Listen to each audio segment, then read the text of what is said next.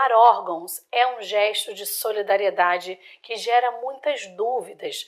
No nosso quadro Pergunte ao Doutor de hoje, vamos trazer muitas informações. Vamos acompanhar. Pergunte ao Doutor. Oferecimento: Unimed Costa do Sol. Há 35 anos presente em cada passo.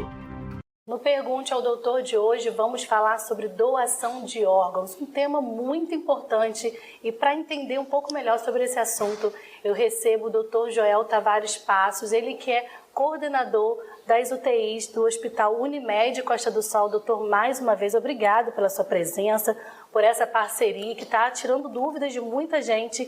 Quem o senhor trouxe para essa conversa de hoje? Bom dia, Gabriele. Bom dia a todos os ouvintes. Hoje eu trouxe uma pessoa muito especial.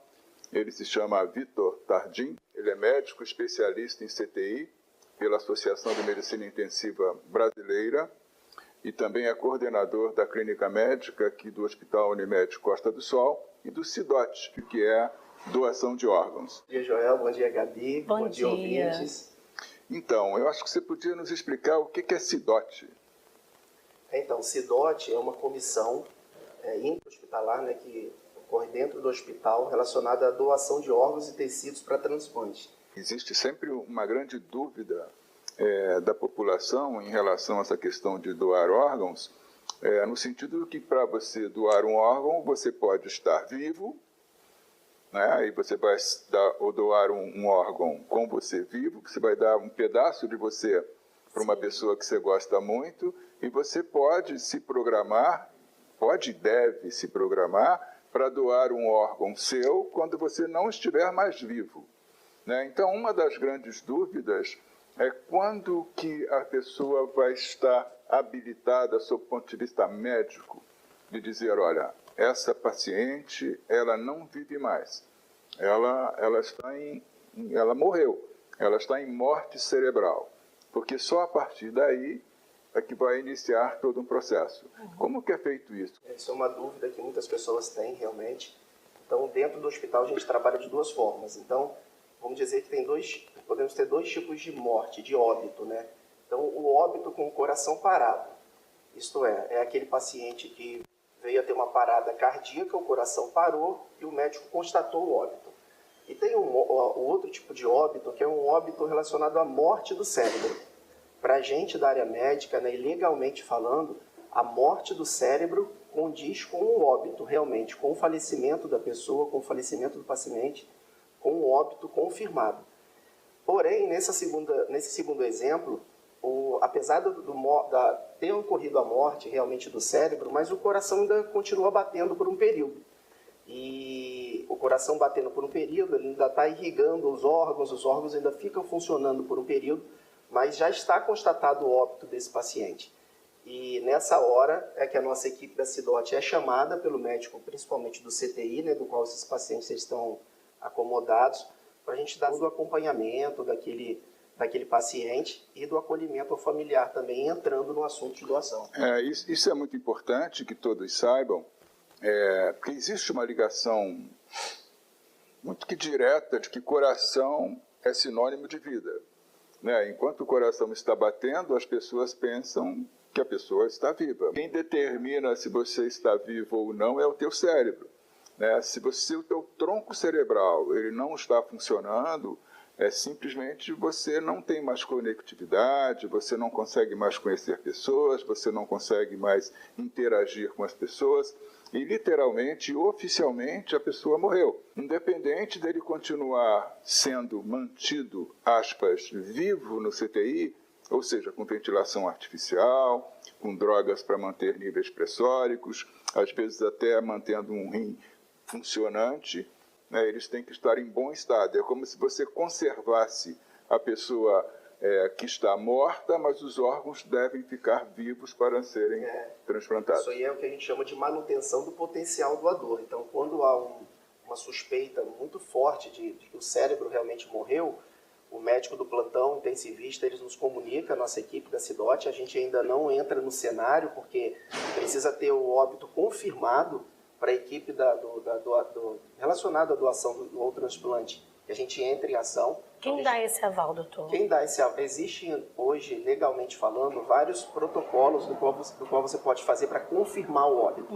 Então, o médico intensivista ele tem a obrigação de constatar o óbito. Caso ele tenha uma suspeita, assim como ele tem uma suspeita de uma doença. Ele tem uma suspeita de uma pneumonia. Ele tem que, obrigatoriamente, confirmar, correr atrás, ir em busca desse diagnóstico de pneumonia. Cada órgão ele tem uma durabilidade após o óbito.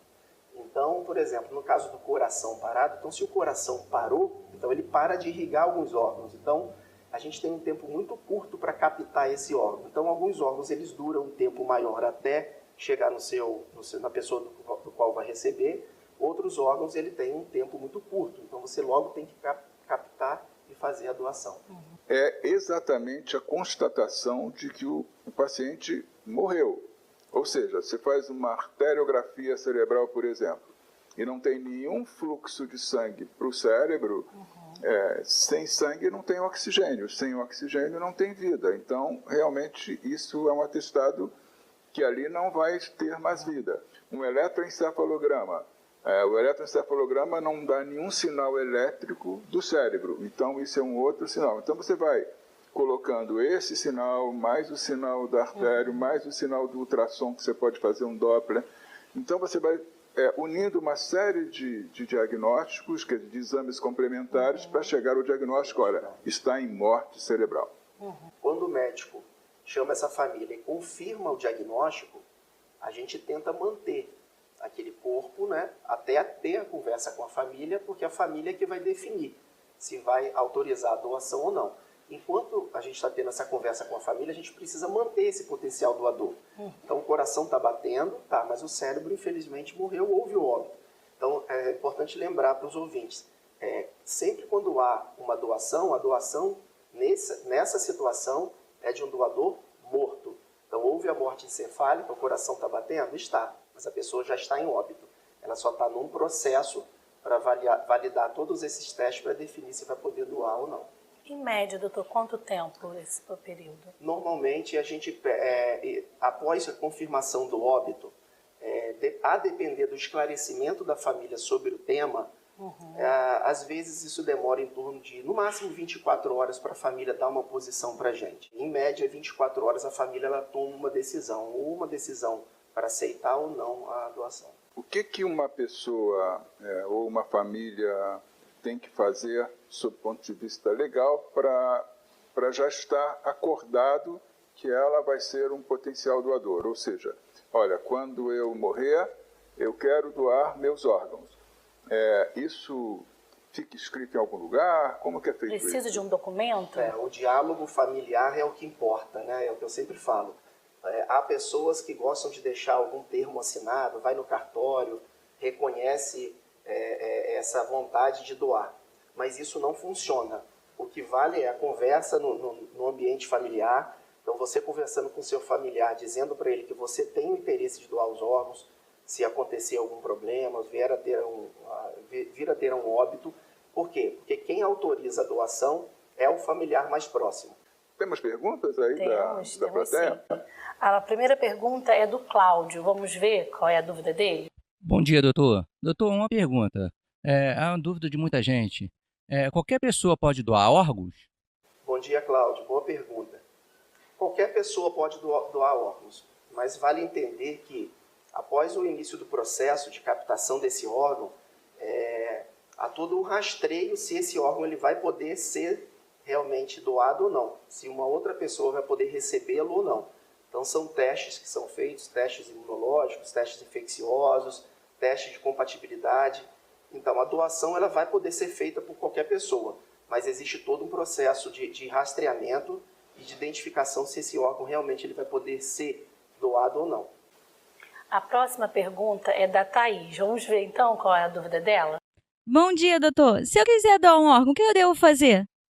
Oi, Thaís. Bom dia. Ótima pergunta. A gente até já conversou sobre isso, né? Então, se você quer doar um órgão, converse com a sua família. Explique ao seu familiar o seu desejo de doar os órgãos.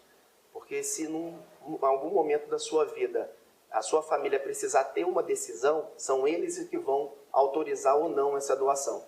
E só para poder já esclarecer, O Hospital Unimed Costa do Sol já está acreditado para começar a fazer transplante de rim, vamos começar a fazer isso já a partir do próximo mês. Então, é importante essa questão da doação, inclusive o rim pode ser doado vivo. Sim, é uma situação, teve até uma pergunta, né? Então, uma pessoa em vida, ela pode fazer a doação, um rim é um órgão duplo, né? Vai ter o outro rim, no qual ele vai trabalhar sozinho, mas se a pessoa fizer os testes, ela pode fazer a doação de um rim, para o caso um familiar ou um conhecido, caso necessário. Muito obrigada, né? Foi muito esclarecedor. É algo que é uma coisa simples, né? Que pode realmente ajudar as pessoas que estão passando por essa situação. É um assunto que a gente precisa estar fomentando, precisa estar falando. Obrigada, doutor Joel, também pela sua parceria, mais uma vez.